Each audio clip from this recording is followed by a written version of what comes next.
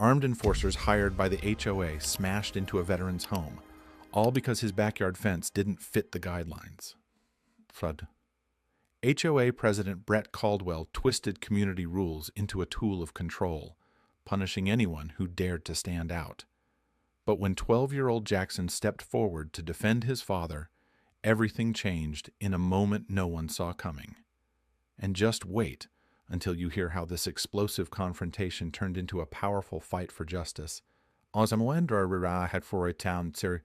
how it all came full circle. Saturday started like any other. The hum of the fridge, the slow creak of the screen door, the familiar clink of metal as Steve Miller adjusted the backyard gate, a project he'd tinkered with all week. Inside, his 12-year-old son Jackson sat at the kitchen island, crunching through a bowl of cinnamon cereal, the kind that leaves your milk glowing tan. Sunlight filtered lazily through the blinds. The TV was off. It was quiet. Too quiet. Then came the sound, deep, sharp, wrong, not thunder, not a dropped tool, something closer to a crack and a roar. Glass exploded inward, jagged shards scattered across the floor like confetti at a parade no one wanted. Jackson flinched, the spoon clattering from his hand, his breath caught in his throat. 3 men charged through the front window in tactical vests, shouting over each other, "HOA enforcement, step aside." No badges, no police markings, just black gloves, military-style boots, and a thin sheet of paper one of them waved like a flag. Jackson's first thought was, "Are we being robbed?" But robbers don't announce themselves. Steve heard the commotion and came sprinting in from the yard, hands up, voice raised. "Hey, what are you doing? This is my home." They didn't slow down. One grabbed him by the arm, spinning him toward the ground. Another stepped over the broken glass, shouting something about fence code violations and unauthorized modifications. Jackson froze. Every instinct told him to hide. But then he saw his dad, face down, hand pinned behind his back, struggling to breathe. And something inside Jackson lit up like a spark on dry grass. He turned and bolted for the den. His heart pounded like drumbeats in his ears. The gear cabinet was still open from last night. Steve had been cleaning it, talking to Jackson about safety, respect, responsibility. The words echoed in his mind. He reached for the AR-15, hands trembling, muscles tight. It felt heavier than he thought it would. Jackson didn't load it. He didn't aim it. He didn't even raise it high. He just stepped back into the living room, past the cereal, past the shards of glass, and said the only thing that came to mind. "Get off him, now!" His voice cracked halfway through, but it was loud enough. Everything stopped. No one moved. No one shouted. The air felt still, like the house itself was holding its breath. Jackson's grip tightened. Not from anger, from fear. But he stood between the chaos and his dad, not as a threat, but as a barrier, as a line that should not have been crossed. In that moment, the 12-year-old with bare feet and bedhead became something more. Not a boy with a rifle, but a son standing guard. And for the first time that morning, the house at Asaskos was silent again. 17 minutes. That's how long it took for real officers to arrive. Uniformed, trained, equipped. But 17 minutes in a crisis can feel like an entire lifetime stretched thin. By then, the damage had already been done. The HOA security team, 3 men in tactical gear without official authority, were standing near the front door, their bravado drained, their postures suddenly cautious. Their hands hovered in the air, just enough to say, "We're not resisting." Steve sat on the living room floor, propped up against the wall like a broken statue. His shirt was torn near the shoulder. A visible scrape marked the side of his head. Blood had dried in a line that reached just past his jaw. He wasn't saying anything, just watching his son. Jackson was still standing, 12 years old, barefoot, in pajama pants with little rockets on them. His arms were wrapped around the AR-15 like it was a life preserver in rough seas. The barrel pointed down. His fingers weren't near the trigger. He remembered that rule. He remembered all the rules. But rules don't protect you when people don't listen. And no one seemed to be listening. Then, Finally, sirens, the kind that cut through silence like knives.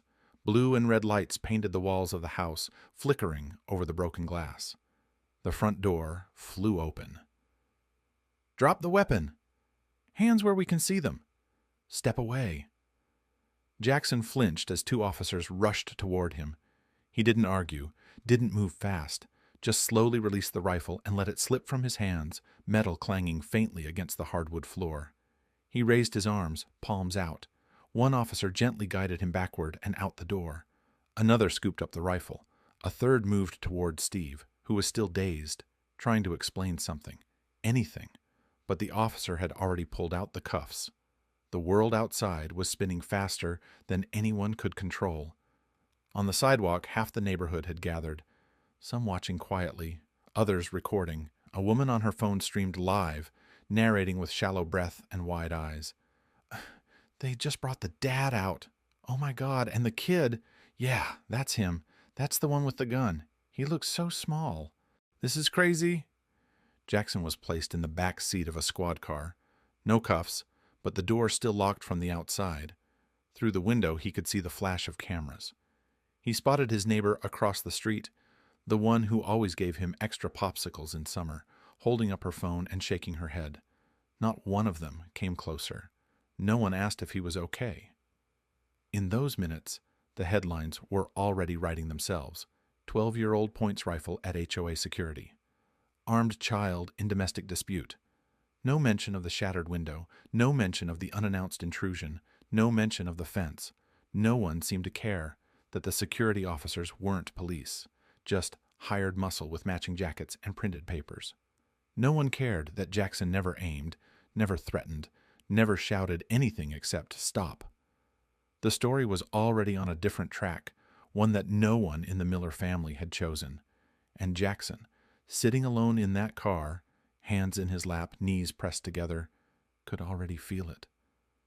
The world didn't see a scared kid. They saw a headline. The internet didn't sleep. It never does. By the end of the first day, clips of Jackson standing in the living room, barefoot, holding the AR-15, were stitched into hundreds of reaction videos. Edits with dramatic music, red filters, bold captions. Within 48 hours, it had a name. #OurKid. Some said it stood for American Resilience. Others said it was armed and reckless. The truth didn't matter. What mattered was that it spread. Cable news hosts debated it live. Morning shows invited psychologists and security experts to weigh in. The question wasn't whether the HOA acted legally. It was whether Jackson symbolized freedom or failure. "He's just a boy," some said. "He's dangerous," others warned. Neither side had spoken to Jackson. Meanwhile, the world around him shrank. He stopped going to school. It wasn't a choice. The school said it was for safety. But everyone knew why. Teachers didn't look him in the eye when his name was mentioned during morning meetings. The PTA called an emergency assembly. Some students sent him messages. "You good man. My dad says you're a hero. You really gonna bring that thing to school next?" Others weren't so kind. "Why'd you need a gun? You're a freak. You're gonna end up on the news again." Jackson didn't answer any of them. He spent most days in his room, curtains closed, his favorite hoodie pulled up over his head even when it was warm. He didn't touch his game console. The Minecraft server he ran with his two best friends sat empty, the chat silent for days. What he missed most wasn't school or games. It was the way things used to be, the quiet rhythm of normal, his dad humming while cooking chili, the sound of distant lawnmowers on Saturday mornings, the moment right before bedtime when everything was still. But now the silence felt different, heavier. Then came the court notice. His mom, Kate, who had divorced Steve 2 years earlier, filed for emergency custody. The filing claimed reckless exposure to firearms and emotional endangerment. Her voice, calm but firm on the phone, echoed in his mind. "Jackson needs a stable environment. This wasn't stable." She wasn't wrong, but she didn't ask what he had seen, or how afraid he was when those men came in, or what it felt like to be 12 years old and have to choose between hiding and standing up. Jackson didn't argue. He didn't yell. He just sat on his bed, knees pulled to his chest, staring at the wall. He didn't want attention. He wasn't trying to make a statement or prove anything to anyone. He wanted to go back to the morning before it all happened, to sit with cereal and cartoons, to hear his dad laugh, to feel like a kid again. But now, he was the kid with the gun, and nothing would ever feel normal again. The press conference was held on a manicured lawn behind wrought iron gates, the kind of place where trouble was supposed to stay out, where lawns stayed even, mailboxes matched, and the silence was organized by design. Brett Caldwell, president of the Willow Ridge Homeowners Association, stood behind a podium draped in a crisp white cloth. To his left, a modest HOA flag. To his right, nothing, not even a hint of accountability. He adjusted his collar, smoothed his tie. A Rolex peeked from beneath his sleeve, catching the sun. Then he spoke. "We acted to enforce community standards. The Millers were non-compliant and hostile. We regret that the situation escalated, but we stand by our enforcement process." The reporters nodded. A few scribbled on notepads, but none raised their hands to ask the obvious. Why was there a team of private agents entering a residential home without a warrant? Why were those agents tied to a company registered in the name of Caldwell's cousin? Why did the HOA need uniforms and muscle to check fence heights? 3 months earlier, Caldwell had quietly rewritten sections of the HOA charter, adding new regulations against what he called military-style barriers. He claimed it was about aesthetic unity. Others saw it as something else, a personal crusade masquerading as policy. No community vote was held. No notices were sent out until the rules were already in place. Most residents didn't even know the new rules existed until the HOA began issuing citations. First came the warning letters, then the fines, then, in the Millers' case, something more aggressive. But Caldwell wasn't worried. He'd built this system carefully. HOAs weren't just neighborhood watch groups anymore. In some places, they had their own security forces, their own regulations, their own authority. In Willow Ridge, Caldwell had become more than a board president. He was an unelected mayor of a very small, very controlled kingdom. He knew how to work the optics. He knew that if you said community safety and compliance enough times, people would stop asking questions, especially when the camera started looking elsewhere. What he didn't know, what he couldn't know, was that someone had started asking questions. Not just neighbors quietly uncomfortable, not just outraged parents online, but someone who understood the system better than he did, someone who had spent their career taking down organizations that hid behind fine print and technicalities. Caldwell smiled at the cameras, confident the storm had passed. He thought this was just another headline, one that would fade like all of the others. He didn't realize the real story hadn't even started yet. It didn't go viral in the way cute dogs or celebrity slip-ups do. This spread like something people weren't sure how to process. Unease wrapped in outrage, footage of a barefoot 12-year-old standing between his father and 3 armored men. Headlines couldn't agree on the tone, but the image spoke for itself. Somewhere deep in a Reddit thread titled HOA Fascism Goes Too Far, one particular comment stood out, "Where's the legal line here? This feels wrong." That's where Rachel Green found it, civil rights attorney, founder of Home Defense Now, former federal litigator turned community advocate. She'd made her name challenging overreach, from rogue landlords to private enforcers in gated communities. HOA power abuse wasn't new to her. But this case? This one was different. It wasn't just about codes or fences. It was about a child forced into a moment no child should face, and a veteran father punished for protecting the place he called home. Within 2 hours, Rachel was on the phone with Steve's sister, Maria. 10 minutes later, she had Steve's file pulled, his charges reviewed, and a flight booked to Texas. She arrived the next morning. Boots on the ground, literally, cowboy boots, a crisp blue suit, binder under one arm, a look on her face that said she didn't need permission to be taken seriously. The holding facility was quiet that day. No cameras, no press. Steve sat across from her, shoulders heavy, eyes blank.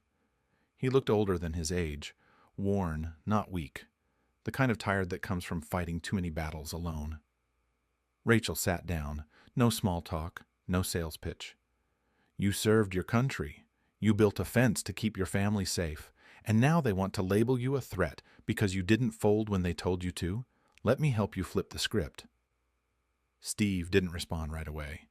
He'd dealt with lawyers before. Most of them talked big, left quick. He'd spent the last 72 hours watching everything unravel, unsure who to trust. But then Rachel pulled a folder from her binder. Inside, photos, citations, legal inconsistencies in HOA policy changes. Names he recognized. Caldwell's cousin's security license. Printouts of neighborhood complaints that had been ignored for years. They broke the law, she said simply. You didn't. Steve looked down, then past her, through the glass, into the hallway, where Jackson stood waiting with a guard. The boy looked tired, but still standing. He remembered the moment in the living room, the fear, the quiet courage. He didn't know if he believed in winning anymore, but he believed in his son, and that was enough. He nodded once. Rachel smiled, the kind of smile that means the real fight is just beginning. Rachel didn't waste time. Less than a week after her visit, she filed a countersuit against the Willow Ridge HOA and its board president, Brett Caldwell. The charges were clear and deliberate: unlawful entry, assault, emotional trauma, and defamation of character. The language was sharp, every sentence backed by documentation and precedent. There was no drama in her voice when she announced it, only precision. Then she filed the subpoenas. Caldwell's emails, HOA board records, property violation reports, and most importantly, the policy amendments made just 3 months earlier, the ones that allowed military-style fencing to be banned without so much as a neighborhood vote. On paper, it looked like a legal battle. But in reality, it was something else. A spark. Rachel launched a campaign alongside the lawsuit. Simple, direct, and impossible to ignore. HOA is not to the law. The message spread like wildfire. It started small, a few reposts on niche forums and veteran Facebook groups. But then, the right voice picked it up. A retired Marine turned podcaster, a parenting influencer with 1 million followers, a teacher in Arizona, a mother from Florida who shared her own HOA horror story. Suddenly, Jackson's face was everywhere, not as the boy with the weapon, but as the boy who stood up. People began to see the footage differently, slower, with sound on. They noticed the fear in his voice when he yelled for the men to stop. They noticed the way his hands shook, the way he stood between his father and something he didn't understand, but knew was wrong. Veterans began speaking out. Parents, gun safety advocates, even HOA reform groups, the ones fighting for accountability from the inside, released statements of support. Rachel never asked Jackson to speak, but one night he agreed to do a single interview. No stage, no press tour. Just a quiet sit-down in front of a camera, one microphone, and a simple question. Why did you do it? Jackson hesitated for a moment, eyes lowered. Then, in a voice that still sounded too small for the weight he carried, he said, I didn't want to hurt anyone. I just wanted them to stop hurting my dad. That sentence alone traveled faster than anything else. News outlets clipped it. Commentators quoted it. Strangers reshared it with captions like, "This kid gets it," and "Bravery looks like this." At school, Jackson's inbox started to fill. The silence he'd carried for weeks began to crack. One message stood out. It was short. From a classmate who hadn't said a word since the story broke. Sorry, you were right. No parade, no loud apology. But for Jackson, that one sentence felt like breathing again. The tide had turned, and now the story was theirs to tell. The air inside the courtroom felt heavier than it should have. Every seat was filled. Neighbors, reporters, activists, former HOA members. Even a few students from Jackson's school sat near the back, clutching notebooks instead of phones. Steve Miller sat quietly at the front table. His posture was straight, but the tension in his jaw betrayed everything. He hadn't said much that morning, just a quiet nod to Rachel and a brief glance at Jackson. That was enough. Across the aisle sat Brett Caldwell, still in his blazer, still carrying that signature smirk. But today, the edges of his confidence were starting to fray. His lawyer shuffled papers without purpose. Caldwell's forehead glistened under the courtroom lights. The judge entered. Everyone stood. The trial began. Opening statements came and went. Rachel's was calm, deliberate. She didn't raise her voice. She didn't need to. The facts were powerful enough. Then came witness testimonies, neighbors recalling strange letters, fines that seemed to appear from nowhere, rules changed without explanation. A former HOA board member, clearly nervous, admitted he hadn't even seen the policy changes until weeks after they were enacted. But the room shifted when Jackson walked to the stand. He wore a plain blue button-up and his best sneakers. Still looked like a kid, because he was. His hands trembled as he raised them to swear in. The courtroom watched in silence. Rachel approached slowly, gently. Her voice was steady. "Jackson, do you remember what happened the morning of the incident?" He nodded, lips pressed tight. Then, in halting words, he told them. About the window, about the men shouting, about his dad on the floor, about the rifle, about the fear. He cried, but he didn't break. And when asked why he picked up the AR-15, he answered the same way he had in the interview. "I didn't want to hurt anyone. I just wanted them to stop hurting my dad." The silence that followed was total. Then it was Rachel's turn to bring the final blow. She reached into her binder and pulled out a printout, an internal HOA memo dated 3 days before the raid. She read it aloud, her voice clipped, clear. "Make an example out of Miller. His military PTSD chic ruins our curb appeal." Brett Caldwell, internal communication. Gasps rippled across the room. Reporters began scribbling furiously. One of Caldwell's own supporters shook their head and looked away. Caldwell's attorney went pale. The judge leaned forward, eyebrows raised. "Is this verified?" Rachel slid a file across the table. "Email server log, metadata included." The judge scanned it for a moment, then looked at Caldwell, who was now stone-faced. With a slow, deliberate motion, the judge raised his gavel and brought it down with a crisp, commanding thunk. "I've heard enough." No shouting, no outbursts, just a line drawn clean across the page. And in that moment the courtroom knew the balance had shifted. The verdict came just after noon. The judge's tone was firm but measured. No theatrics, no dramatic pause, just the delivery of truth. Long overdue.